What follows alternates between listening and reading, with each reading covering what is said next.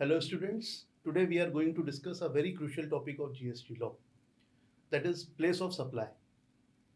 So before we get into the technical details of this particular topic, let us first try and understand the relevance of this topic. Basically, the provisions of place of supply contains under IGST Act, that is from section 10, 11, 12, 13 and 14. So these are five sections which deals with place of supply of goods or services. So let us first try and understand what is the relevance of this topic. As we all know that there are two types of supply under GST law. One is intra-state supply and second is interstate supply. So whenever there is intra-state supply, the state GST and the central GST has to be applied on that particular transaction. However, if the supply is interstate supply, then only IGST has to be charged. So basically, there are two types of supply, interstate supply and intrastate supply. To determine whether a particular supply of goods or service is an intrastate supply or interstate supply, there are two factors which are relevant. So what are those two factors? Those two factors are location of supplier and the place of supply.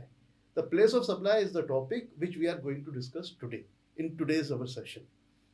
So let us first try and understand why this topic is there and what is the relevance of this topic. So for a particular supply, if you want to determine whether CGST, SGST has to be charged or whether IGST has to be charged, first you will have to determine whether the supply is intrastate or interstate. And for determination of intrastate or interstate, the two factors, that is location of supply and the place of supply, both has to be taken care of. So location of supply is a different topic that we will be discussing later on. Today we are going to discuss the place of supply. So as far as place of supply provisions are contained, it is contained under IGST Act from section 10 to section 14. So 5 sections are there. So first try and understand the structure of this legislation. So you will have to go to IGST Act. Section 10 and section 11 deals with place of supply in respect of goods. So as we all know that it is a goods and service tax. So there are certain provisions which are specifically dedicated to goods. There are specific provisions which are specifically dedicated to services. So section 10 and 11 are specifically dedicated to place of supply of goods. As far as place of supply of services are concerned, section 12 and section 13 are there. So in today's our session, we are going to discuss section 12 and section 13, which help us to determine the place of supply in respect of services. So first you will have to go to IGST Act. So IGST Act 2017 is there. So today we are going to discuss place of supply of services, section 12 and section 13. So let's start this section, these two sections, try and understand. First, if I talk about section 12, so before we get into the section, first let us try and understand the structure of this section 12, how this section is enacted, how this section is being drafted. Now, section 12 contains 14 subsections. Mind it, section 12 contains 14 subsections. Section 12 subsection 1 says determination of place of supply. Then how section 12, where the section 12 will be applicable? Section 12 will be applicable only and only when where the place of supply of service are to be determined and the location of supplier and recipient both are in India. Kindly consider this particular situation. We have to understand two sections, that is section 12 and section 13. Both deals with determination of place of supply in respect of services. So try and understand, section 12 is applicable only when where the location of supplier and the recipient both are in India. If location of supplier or the recipient, one of them is outside India, then section 13 will be applicable. So first we need to consider that which section is applicable on our transaction. Whenever you are going to determine the place of supply in respect of services, there are basically two sections, that is section 12 and section 13. So as far as section 12 is concerned, section 12 will be applicable only and only when where the location of supplier and the recipient both are in India. If anyone, like location of supplier or the recipient is outside India, then section 13 has to be applicable. So first, where the section 12 is applicable, the section 12 is applicable only and only when where the location of supplier and the recipient both are in India. Am I clear on this particular point? So this is section 12 subsection 1, that is determination of place of supply. So whenever you are going to determine the place of supply, you must have to consider that which section is applicable on your transaction.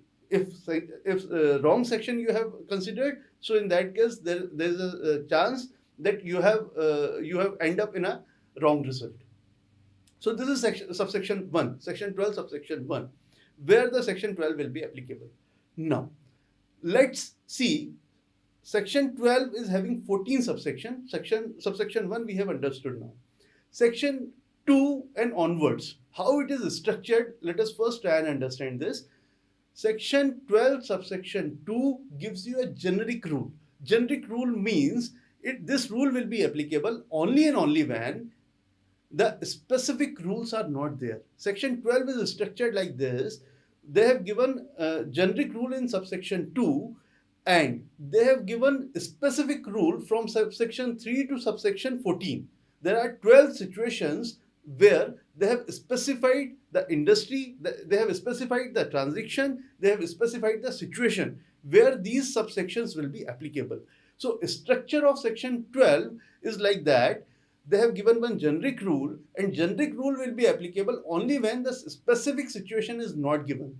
And they have given 12 specific situation, 12 specific rules. So section 12 subsection 2 is the generic rule, and generic rule will be applicable only and only when the specific rules are not there. So specific rules are given from subsection 3 to subsection 14. So we'll try and understand what these specific situations are. So you have to be very clear in your mind that subsection 2 will be applicable only and only when the specific situation is not there. So what is that general rule? First, let us try and understand what that generic rule is, and then we'll be discussing subsection 3 onwards.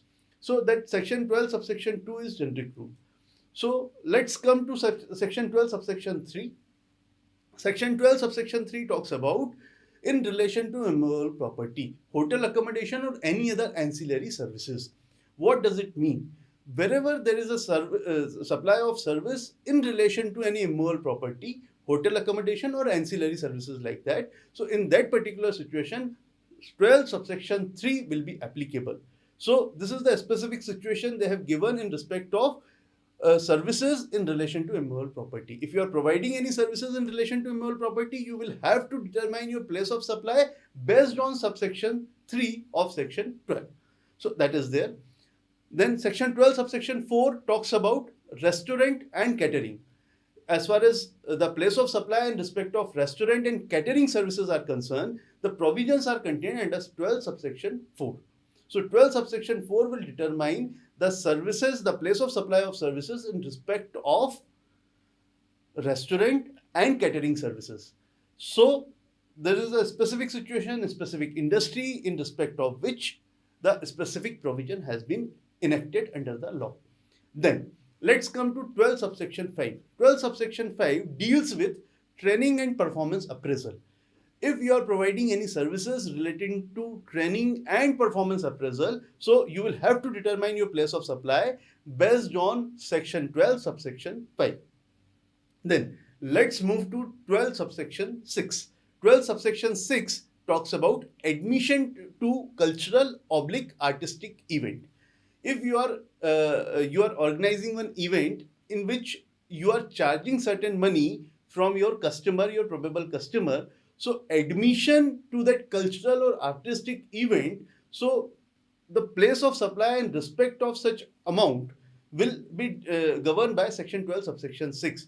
If I want to give one example on this, you can have one example of IPL.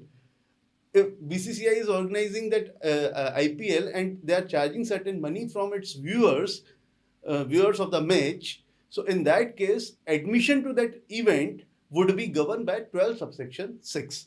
Now let's move to 12 subsection 7. 12 subsection 7 talks about organization of event. Kindly consider it very carefully. There is a very thin line of difference between 12 subsection 6 and 12 subsection 7. 12 subsection 6 talks about admission to an event. Like whenever you are organizing an event and you are charging any amount from your viewers or your customer or your clients, so section 12 subsection 6 will come into the picture. However, if there is any organization of event, then section 12 subsection comes into the picture. It is mainly for event organizers. Like for we are continuation in with our old example.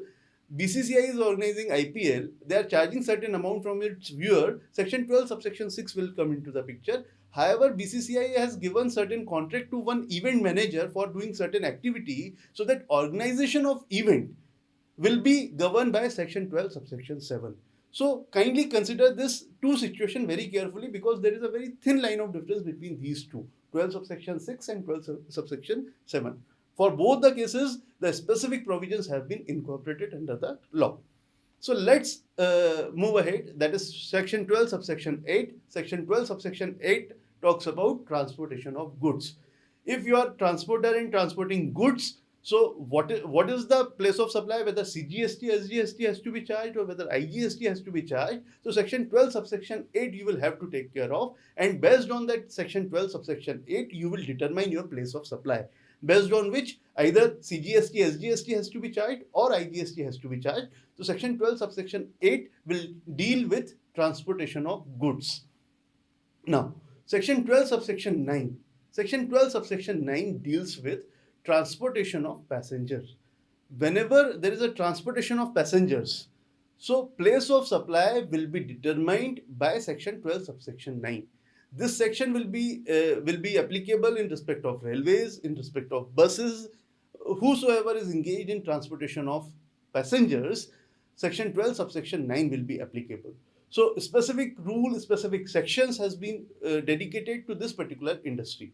Now let's move to section 12 subsection 10. Section 12 subsection 10 discuss the provision of services on board services. On board service means whenever you are traveling, like in train or in a flight, whatever services are provided to you on board, whenever you are undergoing any journey, and during the course of your journey any services are being provided. So for example, you are flying from Mumbai to Delhi, and during the course of your flight certain restaurant services are being provided, or some video games you have allowed for against certain consideration, or any sort of services you are allowed, you are providing. So in that case, what shall be the place of supply? So all these type of services will be governed by section 12 subsection 10. That is called onboard services. Now next section is section 12 subsection 11. Section 12 subsection 11 talks about telecommunication services. Telecommunication services, we all aware that it includes our landline services, it includes our mobile services, it includes our broadband services, it includes our data services. So all these telecommunication services, the place of supply shall be governed by section 12 subsection 11. So a specific section has been dedicated to a specific industry. Now, another industry specific section, if we talk about, that is section 12 subsection 12, that is banking and financial services. So banking and other financial services, the specific subsection has been dedicated to determine the place of supply as far as banking and other financial services are concerned. So whenever you are going to determine the place of supply in respect of banks or other financial services, you will have to look at section 12 subsection 12. Now another industry specific section, if I talk about section 12 subsection 13. Section 12 subsection 13 talk about insurance services. If you are engaged in insurance services, around 25-26 insurance companies are there. So for insurance services, if you want to determine the place of supply, the place of supply will be determined by section 12 subsection 13. So for insurance companies, that is the section. And another section, the last subsection of this particular section, 12 subsection 14, that is advertisement to government, statutory bodies and local authorities. So whenever advertisement services are provided to government, to statutory bodies, local authorities, section 12 subsection 14 will come into the picture, and it will help us to determine the place of supply. So this is the structure of section 12. Section 12 subsection 1 says it is applicable only and only when the location of supplier and the place of recipient both are in India. Then only section 12 is applicable. Section 12 subsection 2 talks about a generic rule. That generic rule is applicable only and only when the statutory rules are not prescribed. And from subsection 3 to subsection 14, there are 12 situations, there are 12 subsections which are dedicated to a specific industry, a specific situation, or a specific situation. So these are basically, this is the basic structure of subsection 12. So let's move to section 12, section 12 subsection 1. Let's move to section 12 subsection 2. That is called generic rule. What is that generic rule?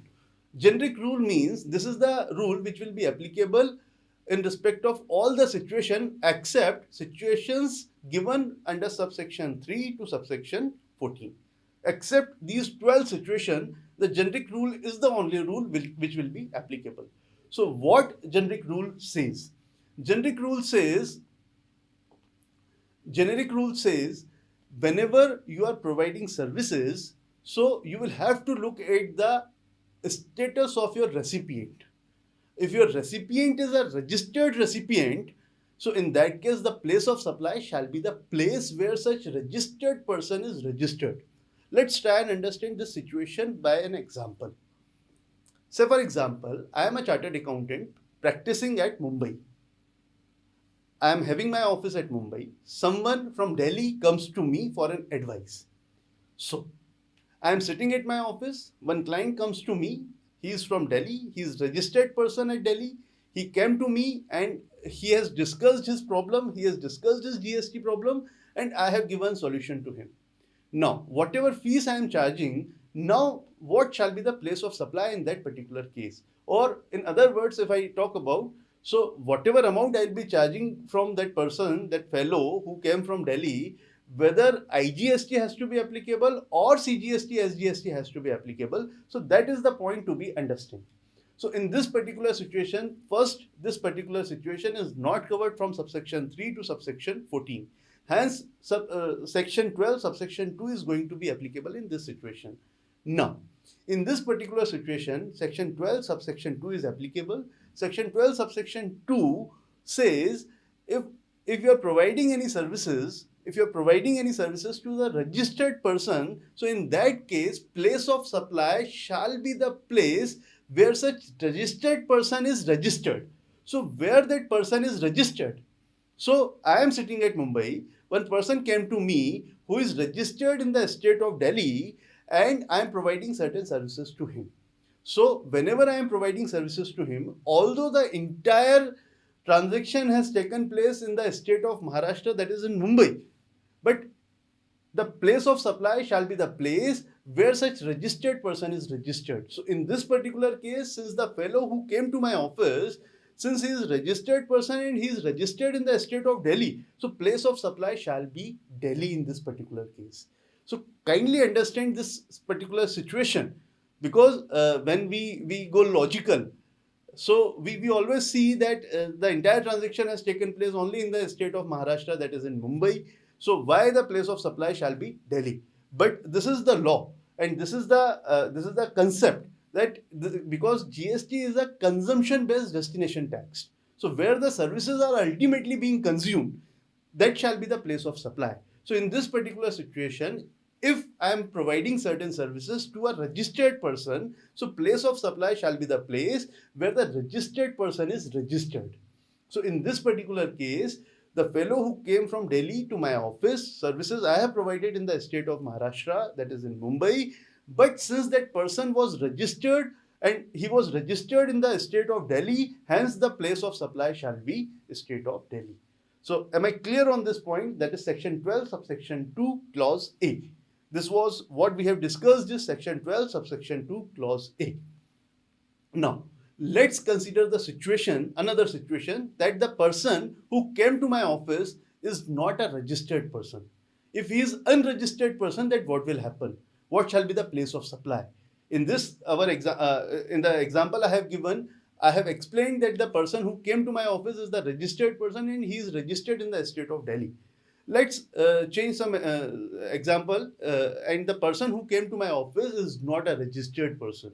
So whatever services I am providing to him, I am providing services to a unregistered recipient.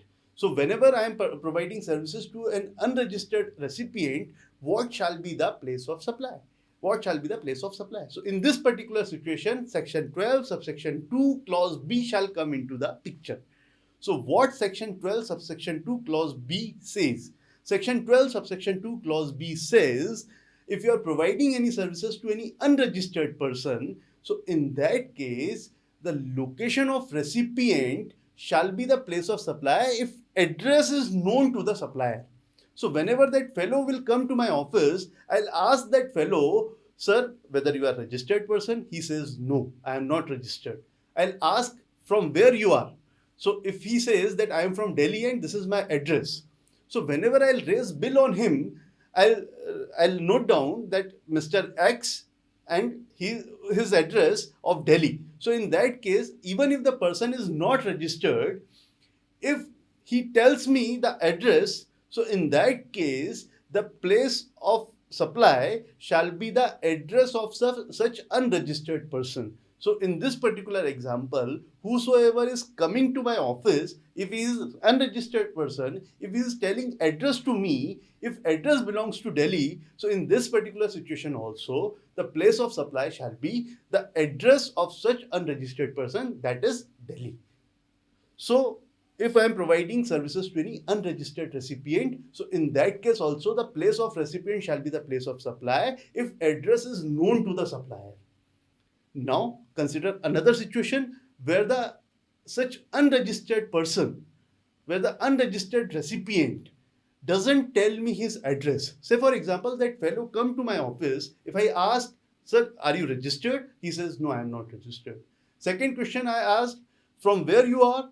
He says, no, sir, I won't disclose it to you from where I am. So in that particular situation, if address is not known to the supplier, so in that case, the place of supply shall be the location of supplier. That means the location of my office shall be the place of supply. So in this particular situation, I am the supplier. I am located in the state of Maharashtra, that is Mumbai. Someone comes to me, he is unregistered person. He doesn't tell me the address of that particular, his address. So in that case, the location, the place of supply shall be the place of supplier. That means the place of supply shall be Mumbai in this particular case. Because I am located in the state of Maharashtra, that is Mumbai, the person who came to my office is unregistered person and he is not telling me my address. So in that case, in this particular case, if he is the unregistered person and if he is not telling me the address, so in that case, place of supply shall be the location of supplier. So this is the entire subsection 2, that is called generic rule, and this generic rule will be applicable only and only when the specific subsection, specific situation, specific rules are not there. If a specific rule is there which cater a specific situation, so in that case you will have to go by the specific subsection, sub rule. So I think this is enough for today's session, and the rest provision we'll be discussing in the next session. Thank you so much.